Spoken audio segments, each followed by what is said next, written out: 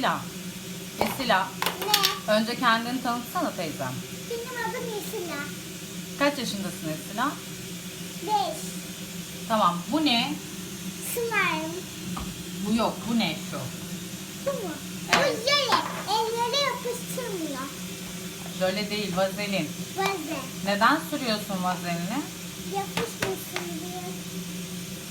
Yapışmasın diye eline, değil mi? Evet. Slime'a bak.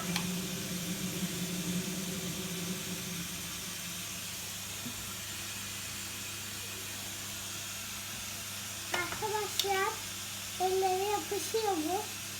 İğrenç, şuna bak. Gülme ya.